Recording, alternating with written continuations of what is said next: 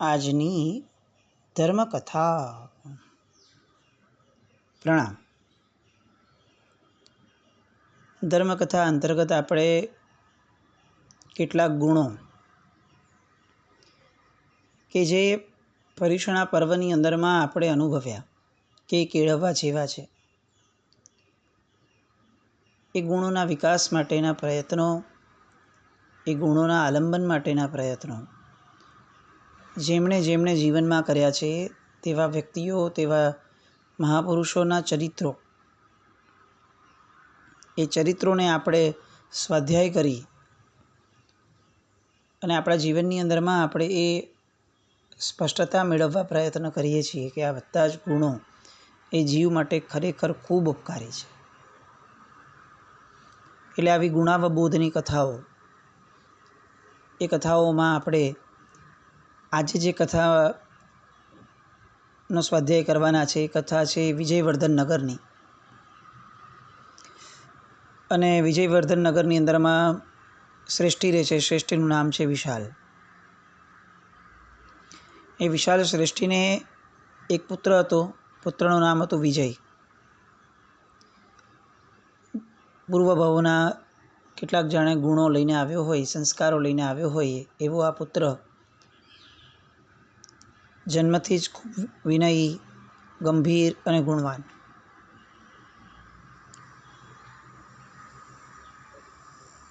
ઉંમર થઈ, પરણવા યોગ્ય થયો એટલે વસંતપુર નગરના શેઠ સાગર, એની પુત્રી શ્રીમતી, એ શ્રીમતીની સાથે એના વિવાહ નક્કી થયા. આ શ્રીમતી જે છે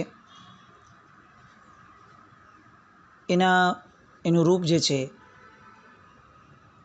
એ એના નામ જેવું જ, નામને અનુરૂપ હતું. પરંતુ શ્રીમતીની અંદરમાં એક ખામી હતી. એને એની કેટલીક સખીઓના કારણે કેટલીક નબળી આદતો એના પિયરમાં જ્યારે હતી ત્યારે ઉંમરમાં, એ જ ઉંમરમાં લાગી ગઈ, યૌવન વયમાં, કે જેમાં એને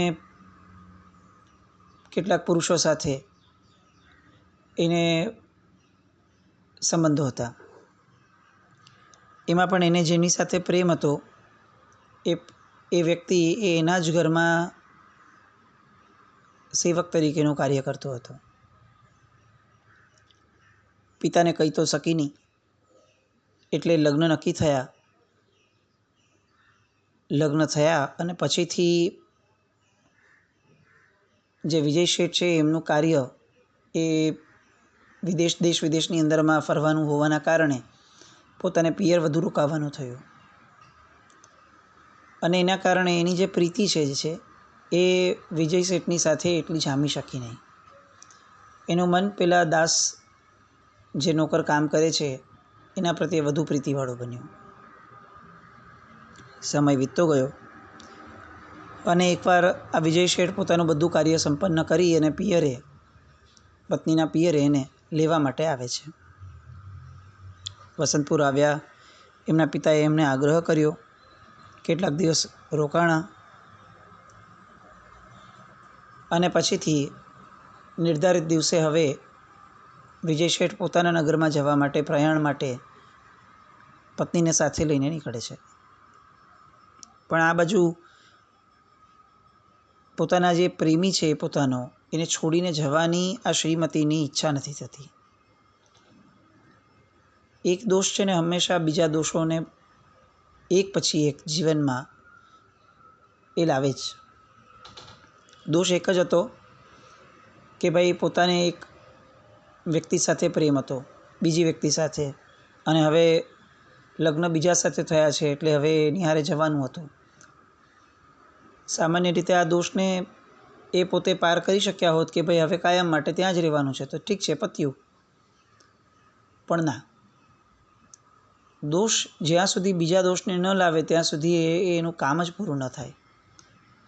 એટલે આ બાજુ શ્રીમતી જે છે એ પોતાના પિયરેથી નીકળી પણ મનમાં સતત એને આમ ચાલી રાખતું હતું કે હું ગમે તે રીતે ઓલાથી જે છૂટા પડવાની વાત છે ને એનાથી હું બચું, ગમે તેમ કરીને હું મારા પિયરમાં વધુ રહેવા મળે એવું કંઈક મારી હારે થાય. એની તરકીબો, એના વિચારો એ બધું એ મગજમાં ચાલી રાખતું હતું. વિસામાનું સ્થાન આવ્યું અને વિજય શેઠ બંને માટે પાણી લેવા માટે નજીકમાં કૂવો હતો, એટલે કૂવાની અંદરમાં પાણી લેવા માટે પોતે આગળ વધ્યા. આ બાજુ લાગ જોયો અને શ્રીમતીને એમ થયું કે આ સારામાં સારી તક છે. જો આ માણસ જ ન રહે, મારા જેમની સાથે લગ્ન થયા છે, અગર એ જ જીવતો ન રહે તો મારે હવે પિયરમાં જ રહેવાનું થશે અને હું પિયરમાં રહીશ તો મારા પ્રેમી સાથે હું જીવન આખું વિતાવી શકીશ અને કોઈને ખબર પણ નહીં પડે. માણસનું કુટિલ મન છે ને, એ દોષના સેવનમાં કઈ ઘડીએ કઈ નિમ્નતા સુધી પહોંચશે એનો અણસાર જીવને પોતાને પણ નથી આવી શકતો. સામાન્યથી સારા ઘરમાં ઉછરેલી સ્ત્રી, સારા કુળમાં જન્મેલી સ્ત્રી, આ જે વિચાર છે પોતાના પતિને મારી નાખવાનો, એને સ્વપ્ને પણ ના આવે. પણ દોષો જીવને ક્યારે મોહાંધ બનાવી દે છે એ જીવ પોતે પણ સમજી નથી શકતો. અને એવું જ થયું.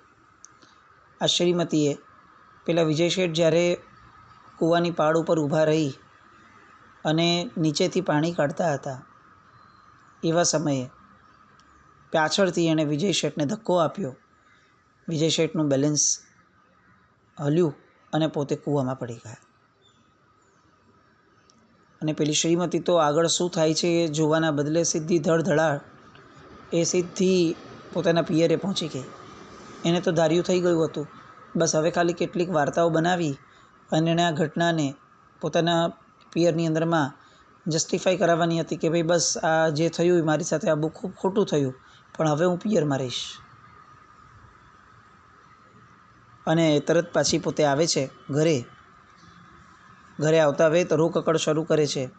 ખૂબ રડે છે, ખૂબ રડે છે. બધા પૂછે છે શું થયું, શું થયું?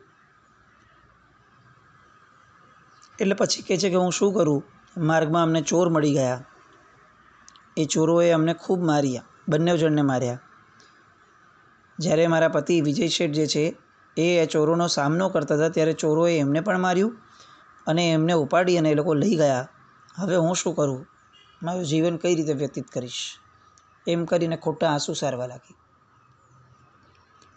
માતા પિતાને પણ એમ થયું કે હવે આ સ્ત્રીને સાસરે કેવી રીતે મોકલાય, જ્યાં સુધી વાવડ ન મળે પોતાના જમાઈના કે પોતે ક્યાં છે શું છે ત્યાં સુધી હવે અહીંયા જ પિયરે ભલે રહેતી. બધા સાંત્વના આપવા આવતા હતા અને ધીરે ધીરે સમય વ્યતીત થવા લાગ્યો. આ બાજુ આ શ્રીમતીએ જેને કૂવામાં ધક્કો માર્યો હતો એવા વિજય શેઠ, એને કૂવામાં પડતા પડતા જ એક ઝાડની ડાળી એ પકડાઈ ગઈ અને એના કારણે પોતે સાવ કૂવાના તળિયે ન ગયા. આમ તો પોતાની સાથે જે થયું એનાથી માનસિક રીતે એ ખૂબ દુઃખી થઈ ગયા હતા કે આ કેવી સ્ત્રી છે. પણ તેમ છતાંય જીજીવિષા પોતાની બહુ પ્રબળ, એટલે એ ડાળીના સહારે ધીરે ધીરે જોર લગાડી અને કેટલાક પ્રયાસો કરી અને પોતે કૂવાની બહાર આવી ગયા. પણ એ બહાર આવ્યા એ પહેલાં તો શ્રીમતી નીકળી ગઈ હતી પોતાના પિયરે જવા માટે. એટલે વિજય શેઠ પણ પોતે પોતાના નગર આવી ગયા. જીવની આંતરિક ગુણિયલતા કેવી હોય એનું આ દૃષ્ટાંત. કેવી હોવી જોઈએ, આપણામાં પણ ગંભીરતા કેવી હોવી જોઈએ એનું આ દૃષ્ટાંત. પોતાના ઘરે આવે છે એટલે પિતાજી તરત જ પૂછે છે કે ભાઈ એકલો કેમ આવ્યો, વહુને કેમ લઈને નથી આવ્યો? અને એ સમયે આવી ઘટના કે જે ઘટના અત્યંત નિંદનીય ગણાય, જે કદાચ કોઈ સાંભળે તો પણ એને એવું લાગે કે ના ના આવું થોડી બની શકે, અને પોતાની પત્ની છે એની માટે આવું કેમ બોલવું, એવું વિચારી અને વિજય શેઠ જે છે એ આખી વાતને ઢાંકી દે છે અને પોતાના પિતાજીને જવાબ આપે છે કે અત્યારે એનું સ્વાસ્થ્ય બરાબર ન હતું, એટલે મારા સસરાએ એને બધાએ પરિવારે આગ્રહ કર્યો છે કે હમણાં થોડા દિવસ હજી પણ એને ભલે પિયરે રાખા. એમ કરીને એને પિયરે હું મૂકીને આવ્યો છું. બધાને ધરપત થઈ કે ચાલો સ્વાસ્થ્ય બરાબર ન હોય અને ત્યાં રાખતા હોય તો ઠીક છે, થોડો સમય ભલે રહેતી. અને આમ સમય વ્યતીત થવા લાગ્યો. હવે વારંવાર પોતાના માતા પણ વિજય શેઠને કહે છે કે ભાઈ કેમ પત્નીને નથી લઈ આવતો પોતાની. એના મિત્રો પણ એને પૂછે છે કે તું કેમ આવું કરે છે, લેવા કેમ નથી જતો, લેવા કેમ નથી જતો, પણ એ કોઈને એક જવાબ પણ આપતો નથી. એના જીવનની અંદરમાં એક નિયમ અકાટ્ય રીતે એમણે સેવેલો હતો વિજય શેઠે. બોલવા કરતાં ન બોલવું વધુ સારું. જીવનમાં કેટલાક પ્રસંગો આવા હોય છે કે જે પ્રસંગોની અંદરમાં આ વાત આપણે પણ વિચારતા હોઈએ છીએ કે ભાઈ આ પ્રસંગે આપણે બોલ્યા, એ બોલીને આપણે ઘણી બધી વસ્તુ બગાડી, એના કરતાં ન જ બોલ્યા હોત તો વધુ સારું હોત. આવા અનુભવો, આપણા જાત અનુભવો ચિક્કાર આપણી આગળ હશે. આ વિજય શેઠે આ અનુભવને ગાંઠ વાળીને પોતાના મનમાં રાખ્યું હતું કે નહીં, બોલવું જ નહીં. કોઈ પણ એવી વસ્તુ બોલવી જ નહીં કે જેના કારણે ક્લેશ થવાની, સ્વ અથવા પર કોઈને પણ ક્લેશ થવાની શક્યતા રહે. એટલે બોલવા કરતાં ન બોલવું વધુ સારું. સમય વ્યતીત થવા લાગ્યો અને આકસ્મિક રીતે બહુ જ થોડા સમયની અંદરમાં એમના માતા અને પિતા બંનેનું મૃત્યુ થયું. હવે વિજય શેઠ ઘરમાં એકલા થયા. એટલે નગરજનોનો, મિત્રોનો, બધાનો, સ્વજનોનો બધાનો આગ્રહ આવ્યો કે એકલો માણસ કઈ રીતે જીવી શકે? તારા લગ્ન થઈ ગયા છે, તારા માતા પિતા પણ મૃત્યુ પામ્યા છે, હવે તારે તારી પત્નીને અહીંયા લાવવી જ જોઈએ. કોઈ કારણ તો એવું છે નહીં કે જેના કારણે તું એને ન લાવે. વિજય શેઠ મનમાં હજી પણ સાચવીને બેઠા છે, પણ છતાંય કોઈની સામે બોલતા નથી કે કયા કારણે પોતે એને લેવા નથી જતા. બધાનો આગ્રહ થયો અને એટલું બધું દબાણ આવ્યું કે હવે જવું જ પડે એવી સ્થિતિ છે. યા તો કહેવું પડે ને યા તો જવું પડે, પણ કહેવાની તો તૈયારી નથી કે મેં આવું કેમ, હું લેવા નથી જતો. એટલે હવે એ વસંતપુર જાય છે. ત્યાં આવે છે એટલે તરત જ એમના સાસુ સસરા એમનો સત્કાર કરે છે અને વાત કરે છે કે મારી દીકરી આવીને અમને જણાવ્યું કે તમને રસ્તામાં આવી રીતે ચોરો મળ્યા હતા, એ લૂંટારુઓએ તમને પકડી લીધા હતા, તો બધું બરાબર થઈ ગયું ને, બધું શાંત થઈ ગયું છે ને? હવે વિજય શેઠ સાંભળે છે. જો ધાર્યું હોત તો એ સમયે પણ કહી શક્યા હોત કે તમારી દીકરીના આવા બધા કરતૂતો હતા, પણ ના,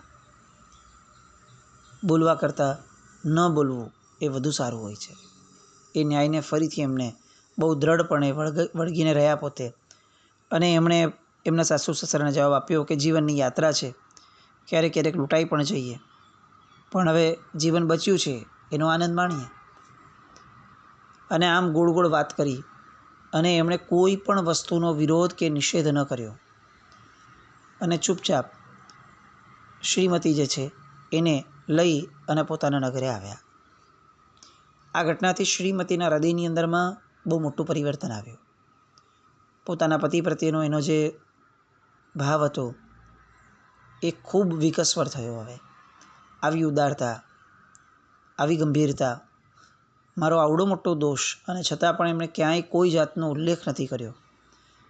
એના કારણે એમને પોતાના પ્રતિ માટે ખૂબ સદભાવ થયો. પણ આ વાત ક્યારેય ઉચ્ચારી નહીં બંનેમાંથી એક પણ વ્યક્તિએ. ના વિજય શેઠ ક્યારે આ વસ્તુનું ફરીથી સ્પષ્ટતા માંગે છે, ના શ્રીમતી ક્યારે આ વાત ઉચ્ચારી શક્યા કે ભાઈ આ ઘટના માટે મને બહુ ખેદ છે. કંઈ જ નહીં. અને દિવસો વીતતા જાય છે. મહિનાઓ, વર્ષો વીત્યા. 4 પુત્રો થયા. હવે તો જીવનની પ્રૌઢ અવસ્થામાં આવ્યા. 4 દીકરાઓના લગ્ન થયા, પુત્રવધુઓ આવી અને બધું જ સામાન્ય રીતે ચાલે છે. પણ સહજ રીતે સાસુ અને વહુ બે ભેગા થાય, જેમ આપણે ખાવામાં કેટલીક વસ્તુઓ આવે ને તો એની ઉપર દહીં વગેરે જાય કે છાશ વગેરે જાય તો દ્વિદળ થયું કહેવાય અને જીવોત્પત્તિ શરૂ થઈ જાય. બસ એવી રીતે બીજું બધું જ સામાન્ય હોવા છતાં પણ સાસુ અને વહુ નામના 2 તત્વો ભેગા થાય એટલે કેટલાક જીવનમાં દ્વિદળ ઊભા થાય. ત્યાં દ્વિદળ હોય તો જીવોત્પત્તિ ઊભી થાય અને અહીંયા દ્વિદળ થાય એટલે ક્લેશ ઉત્પન્ન થાય. બસ એવું જ અહીંયા પણ થયું. ઝઘડાઓ થવા લાગ્યા સાસુ અને વહુની વચ્ચે. અને એમાં ઘણી બધી વાર ક્યાંક ને ક્યાંક દીકરાઓ સુધી વાત પહોંચે. દીકરાઓ ક્યારેક વિજય શેઠ સુધી વાતો લાવે કે ભાઈ જુઓ ને આવા નાના નાના મુદ્દે પણ આ લોકોના ઝઘડા થઈ રાખે છે. અને ત્યારે વિજય શેઠ પોતાના દીકરાઓને, પોતાની પુત્રવધુઓને બધાને હંમેશા એક જ વાક્ય કહેતા, બોલવા કરતાં ન બોલવું વધુ સારું છે. અને વારંવાર આવું કહેવાના કારણે હવે આ એક એમનો ટ્રેડમાર્ક સિમ્બોલ થઈ ગયો. ધીરે ધીરે વાત નગરમાં પણ પ્રચલિત થઈ ગઈ કે વિજય શેઠનું આ જે વાક્ય છે એ એકદમ પેટર્ન અને એમનું જીવનનું એક શ્રેષ્ઠતમ વાક્ય છે કે જે ખરેખર જીવનમાં અપનાવવા જેવું હોય છે. વારંવાર આવું કહેવા લાગ્યા અને એના કારણે વારંવાર જે ઝઘડાઓ થતા એ શાંત પણ થઈ જતા. લોકો માની લેતા કે વાત તો સાચી છે, અત્યારે બોલવું એના કરતાં ન બોલવું વધારે સારું. પણ એકવાર એવું થયું કે એમના મોટા દીકરાએ પોતાના પિતાજીને કીધું કે બીજું બધું બરાબર છે પિતાજી, પણ આપ જ્યારે પણ આપની પાસે કંઈક ઝઘડો આવે છે ત્યારે આપ એવું કહે છો કે બોલવા કરતાં ન બોલવું વધુ શ્રેષ્ઠ છે. તો એવો કોઈ તમારો જીવનનો જાત અનુભવ છે કે જેના કારણે તમે આ વાક્યને આટલું બધું ઘૂંટ્યું છે? વિજય શેઠ થોડું હસ્યા. એટલે પુત્રને થયું કે ના, ચોક્કસ કંઈક ને કંઈક રહસ્ય તો છે જ. એટલે બહુ આગ્રહ કરે છે કે ના, અમે તમને આ રહસ્ય તો તમારે અમને કહેવું જ પડશે. અને અત્યાર સુધી ખૂબ ગંભીરતા સાથે આ વાક્યને વળગી રહેલા એવા વિજય શેઠે બસ એમ કોઈ એક નબળી પળ ગણીએ કે જે પણ એણે પોતાના પુત્રને કીધું, જો કોઈને કહેતો નહીં, મેં આજ સુધી કોઈને કીધું નથી, પણ મારી સાથે આવી ઘટના થઈ હતી તારા માતાજીની, અને તું બોલ. હવે આ ઘટનામાં હું ચૂપ રહ્યો તો મને ફાયદો થયો કે બોલ્યો હોત તો ફાયદો થાત? તો કે ના ના, તમે ચૂપ રહ્યા તો ફાયદો થયો, બધું સચવાઈ ગયું. એટલે એણે કીધું કે જો આના પરથી હું આવું શીખ્યો કે ઘણા પ્રસંગોની અંદરમાં બોલવા કરતાં ન બોલવું વધુ સારું. પેલો કાન પકડીને શીખી લે છે કે વાત સાચી છે. પિતાજી ફરી ફરી કહે છે કે જો આ વાત કોઈને કહેવાની તો નથી જ. તો કે ના, કોઈને નહીં કહું, સવાલ જ નથી. પણ પ્રસંગ આવ્યો, ફરીથી સાસુ વહુના ઝઘડા થયા. વહુએ ફરીથી આવીને પોતાના વરને વાત કરી કે જુઓ તો મારા સાસુ આવા છે. અને અચાનક એને પણ ગુસ્સો આવ્યો અને એણે પણ કહી દીધું કે અરે તું સમજ, પિતાજી જે કહે છે કે ન બોલવું વધુ સારું છે એનું કારણ આ છે કે પિતાજીને આવો અનુભવ થયેલો મારા મમ્મીનો, મારા માતાજીનો. પેલી વહુને પણ સાંભળીને આશ્ચર્ય થયું કે શું વાત કરો છો? ઓહો, તો ન બોલવું વધુ સારું છે. પણ ફરી પાછા જ્યારે ઝઘડા થયા અને ઝઘડામાં કંઈક આગળ વધ્યું ત્યારે એ વહુના મોઢામાંથી નીકળી ગયું પોતાની સાસુને જ કે હવે રહેવા દો, તમે બહુ વાતો કરો છો, મને બધી ખબર છે કે તમારું જીવન કેવું હતું અને તમે અમારા સસરા સાથે કેવું વર્તન કર્યું હતું. એમ કરીને આખી વાત કહી દે છે. સાસુને આઘાત લાગે છે. આજ સુધી આ વાત જે મારા પતિએ મારી સામે ક્યારે ઉચ્ચારી નથી, એ વાત મારી વહુ સુધી પહોંચી ગઈ. એટલે મારા પતિએ આ વાત બધાને કરી છે અને હવે જો મારી વહુઓ સુધી આ વાત પહોંચી ગઈ હોય તો એનો અર્થ એ થયો કે હવે તો મારી નિંદા કરવામાં ક્યાંય કોઈ પાછળ જ નહીં રહે. હવે મારું વહુઓ સામે અસ્તિત્વ શું? હું હવે કયા મોઢે એ લોકોને ઉપર વર્ચસ્વ રાખી શકીશ કે એ લોકોની સાથે કંઈ પણ વ્યવહાર કરી શકીશ? અને એને અતિશય ખરાબ લાગ્યો. એ દુઃખમાં, એ આઘાતમાં એનું હૃદય થંભી ગયું અને મૃત્યુ પામી. બધા રોકકળ કરે છે, અગ્નિ સંસ્કાર વગેરે થઈ જાય છે. પણ પછીથી જ્યારે વાત નીકળે છે ત્યારે વિજય શેઠને ખબર પડે છે કે મૂળમાં આ મારી વહુ, એને મારા દીકરાએ આવું કહ્યું હતું અને મારા દીકરાને જે મેં કહ્યું હતું એના કારણે આ આખી ઘટના બની છે. ખૂબ દુઃખ થાય છે.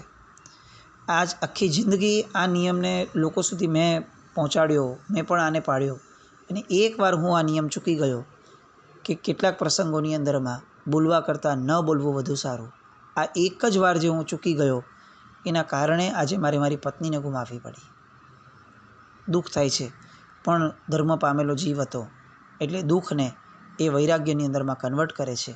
આવા સંસારથી સર્યું કે જેની અંદરમાં એકવાર પણ જો કોઈ દોષનું સેવન વધુ થઈ જાય અથવા અકારણ વિચાર્યા વિના થઈ જાય તો એ દોષ બીજા માટે કેટલો ભારે પડે છે. વૈરાગ્ય પ્રગટ્યો અને એમણે સંયમ અંગીકાર કર્યો અને દેવલોક ગયા આરાધના કરીને.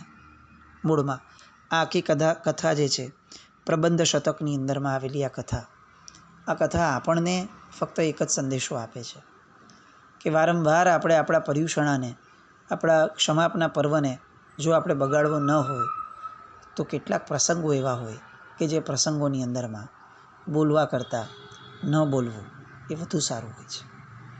બસ આ વિજય શેઠને નજર સમક્ષ રાખી અને આપણા જીવનના આવા નબળા પ્રસંગો, નબળી પળોને સાચવી લઈએ અને એ પ્રસંગોની અંદરમાં બોલવા કરતાં ન બોલવું વધુ સારું છે એવું વિચારી આપણા મન, આપણી જીભ, આપણા મગજ એ બધા પર કેટલોક સંયમ રાખતા શીખીએ અને આપણે આપણા જીવનની અંદરમાં વધુ નુકસાનથી અટકીએ, વધુ કશાયોથી અટકીએ એવો એક સરસ મજાનો દ્રઢતાનો ભાવ આપણા જીવનમાં આપણે સૌ બાંધીએ એવી શુભ મંગલ કામના. જીનાજ્ઞા વિરુદ્ધ કંઈ પણ બોલાયું તો મિચ્છામિ દુક્કડમ.